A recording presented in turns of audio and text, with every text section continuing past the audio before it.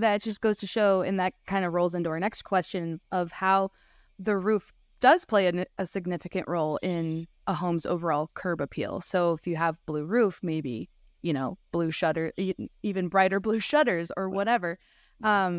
So Jack, do you have anything else to add on how a roof plays into a whole home's curb appeal? Yeah. So really, I think when a homeowner is looking at their roof, they're going to look at both form and function, right? They want to make sure that that roof is going to protect them from the elements, that that roof is going to keep them and their family and their belongings, the people they care about, the things that they care about, is going to keep them safe, is going to keep them dry.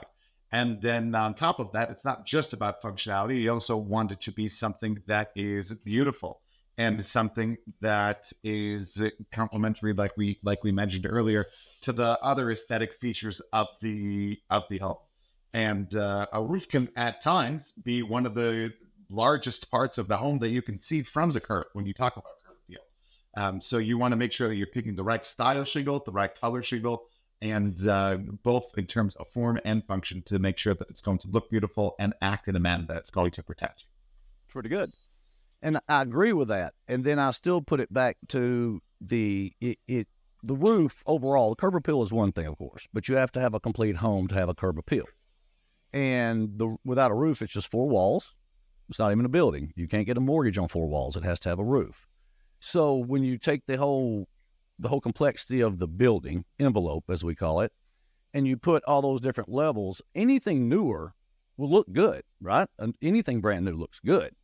It's the curb appeal comes to when you've still got that 1998 Nissan Maxima that you've never painted, still running, but it's faded, it's dull. So some would say, oh, that's not bad, but then you pop a new one on it, a new roof, buy a new car, buy the new Maxima, and then all of a sudden, wow, there's curb appeal, and that's the way I sort of look at it.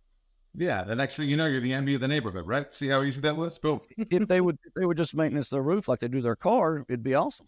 But what do you mean by that, Chad? What do you mean maintenance their roof like they do their car? I mean, because at first blush, it wouldn't seem that cars or roofs are similar. So what do you mean by that? And they're not. The one's a depreciating asset, and one appreciates your wealth, and that's your home. And so I guess let's say before I skip or squirrel, I'll squirrel easily. Sorry, y'all. But kick me back on that a little bit. I'm usually not used to getting interviewed. I'm normally doing the interview. What was the one part of that real quick?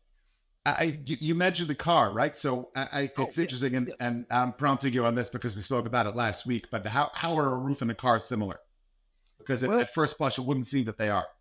And we'll put it this way. You maintenance everything in your life, but most people never maintenance their roof. Everything requires maintenance. Here in Nashville, by Saturday, we're going to be in the low 40s. Well, it's 85 today. That's a 40-degree swing. Things move. So what I'm getting at is just because it's a 20-year roof, 30-year roof, 50-year roof, whatever they call them, doesn't mean you got a 100,000-mile warranty on your car. But unless you change the oil, rotate your tires, do basic maintenance, it's not going to function properly. And it's the same with your roof. You just never look up until it's dripping on you.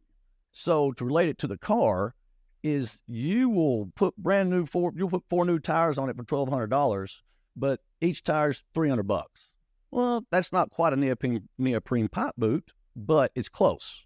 And you'll complain about a $300 charge for a neoprene pipe boot that can crack and then leak down your pipes and leak in your house. But you'll buy those 4 tires in 3 seconds. I think it's more wants and needs. You want a lot, but what do you need? And so if they put the same respect into the maintenance of their roof as they do their car, they would get the longevity out of the roof a lot more than a lot of people are when they haven't had it changed or haven't had it even looked at in 5 years, 7 years, ever. And that's like driving your car and, to 100,000 miles and going to get an oil change. And it's a $10,000 bill. You're like, what? Oh yeah. There's a timing belt now. There's this, there's brakes. You haven't done any maintenance. So again, it's a marketing thing from the roofing industry. Like when I do my radio show, Renovation Nation, I'm always talking about we do complimentary inspections. They're not free. I hate the word free and fair. And I was talking to you, Jack, about that. 2 worst words in the English language. Free, people will take free stuff, complain about it, and ask for more because there's no value to them. And fair, nothing's fair. Fair is an evil word. Fair is only fair if it's good for one side. It's like a seesaw. If I want to be on the bottom, is that fair? You know, if I'm gonna be on top, is that fair? It's only fair one side. Sure. Tell my kids about that. Yeah. It's a win-win's the way I look at it. So to go back to it, if people paid a little more attention to their roof in their home in general. I mean, give you a prime example. You change your oil in your car on average every 3,000 to 5,000 miles. Well, you should touch up your caulking every 3 to 5 years, because you can have 30-year caulking. It'll be here in 30 years, but your window moved. And you want to walk around your house, look at the caulking around your windows. If that's rough, imagine what it looks like on your roof that takes the brunt of the weather 24/7, 365. Neoprene pipe boots, 5 to 10 years on average. They say 10, but I've seen them break at 5. Well, your tires on your car is 50 to 100,000 miles. You got to do maintenance.